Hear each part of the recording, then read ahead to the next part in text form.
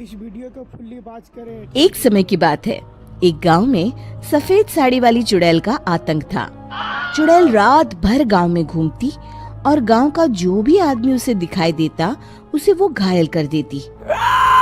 अरे कोई तो बचाओ, मर गया रे।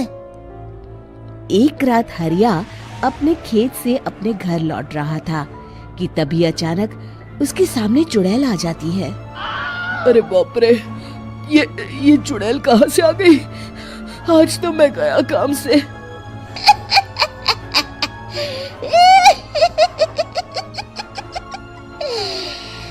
आज मुझे मेरा शिकार मिल गया। अरे चुड़ैल दीदी, मुझे छोड़ दो।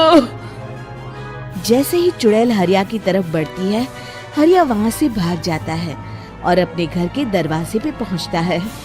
अरे भगवान, जल्दी से दरवाजा खोलो, मेरे पीछे चुड़ैल पड़ी है। हरिया की पत्नी जल्दी से दरवाजा खोल देती है। अरे आप इतना हाफ क्यों रहे हैं? अरे मेरे पीछे चुड़ैल पड़ी है, आज तो मैं बाल बाल बच गया। जल्दी से सभी दरवाजे और सभी खिड़कियों को बंद करके बत्ती बुझा दो। तभी चुड़ैल हरिया के घर के पास पहुंच जाती है। अरे वो आदमी कहाँ गायब हो गया? मैं भी देखती हूँ आखिर कब तक बचेगा। मैं अपने शिकार को इतनी आसानी से नहीं छोड़ती। इतना कहकर चुड़ैल वहाँ से चली जाती है। वहीं दूसरी तरफ हरिया और उसकी पत्नी दोनों अपने घर की खिड़की से ये सब देख रहे होते हैं। अरे बाप रे, ये तो बड़ी डरावनी चुड़ैल थी।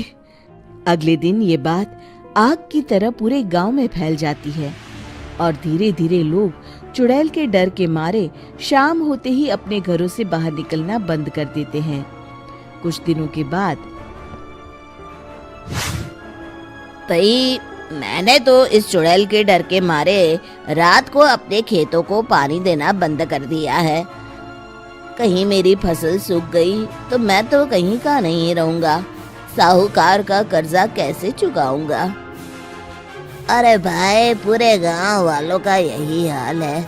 पता नहीं ये चुड़ैल हमारे गांव में कहां से आ गई। फिर एक दिन गांव के पास वाली नदी के किनारे एक बहुत बड़े तांत्रिक के आने की बात कुछ गांव वालों को पता चलती है। वो लोग जाके ये बात गांव के मुखिया को बताते हैं। मुखिया जी, नदी के किनारे एक बहुत ही पहुंचे हुए तांत्रिक बाबा आए हैं। हमें उनसे मदद मांगनी चाहिए। मैंने सुना है वो बड़े बड़े भूतों और चुड़ैलों को अपने वश में कर लेते हैं।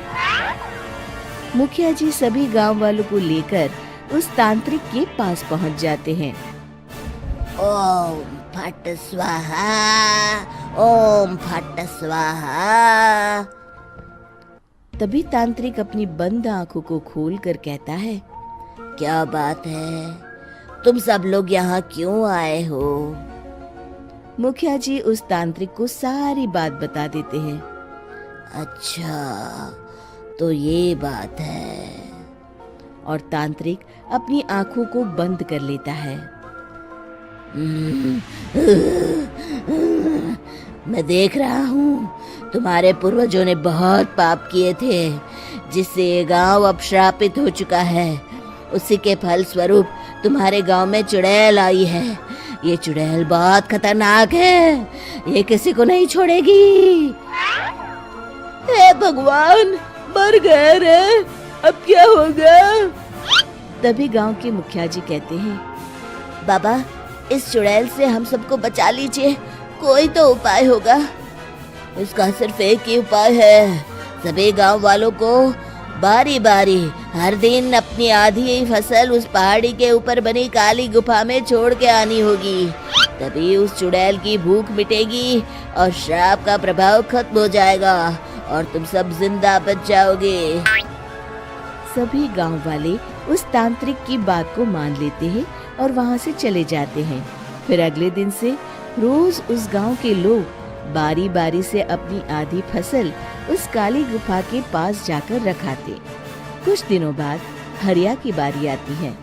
बाप रे, आज तो मेरी बारी है उस काली गुफा में जाने की। क्या करूं? वो तो बड़ी खतरनाक चुड़ैल है। मेरे तो हाथ पैर कांप रहे हैं। फिर हरिया डरते डरते अनाज की बोरियां अपनी बैलगाड़ी में लाद देता है। तभी हरिया की पत्नी उससे कहती है, देखो जी, संभल के जाना और किसी भी हालत में शाम होने से पहले वापस आ जाना। उस चुड़ैल का कोई भरोसा नहीं है जी। हरिया बैलगाड़ी में बैठते हुए कहता है, भगवान, मैं क्या वापस आऊंगा? लगता है अब तो मेरी खबर ही आएगी। इतना कहकर हरिया वहां से चला जाता है।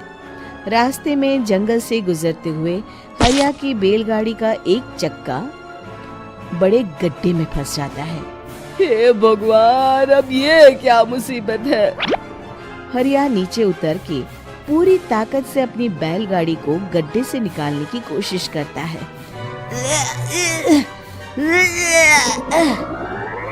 बहुत देर मेहनत करने के बाद हरिया की बैलगाड़ी उस गड्ढे से बाहर निकल जाती है। हे भगवान, अब तो शाम होने वाली है। आज तो मैं गया काम से। जैसे तैसे हरिया काली गुफा में पहुंच जाता है। अरे मर गया रे, यहाँ तो चारों तरफ डरावना माहौल है। मैंने यहाँ आने में बहुत देर कर दी, कहीं चुड़ैल नाराज ना हो जाए। हरिया अनाज की बोरियां वहां रख के जैसे ही जाने लगता है, तभी उसे किसी के आने की आवाज सुनाई देती है। हरिया एक कोने में छुपकर अंदर देखने लगता है। चुड़ैल वहां आती है और फिर अपने चेहरे से नकली चुड़ैल का मुखौटा निकाल देती है। हरिया ये देख के हक्का बक्का रह जाता है। तभी चुड़ैल कहती है, भैया यहाँ आना। आज तो बहुत अनाज आया है, इसे मिलाकर अब हमारे पास ढेर सारा अनाज जमा हो गया है। कल ही हम इसे शहर में बेच आएंगे और माला माल हो जाएंगे। तभी अंदर से नदी के किनारे वाला तांत्रिक बाहर आता है। अरे, ये तो तांत्रिक बाबा है। हाँ, अब तो हम दोनों की जिंदगी मजे में कटेगी।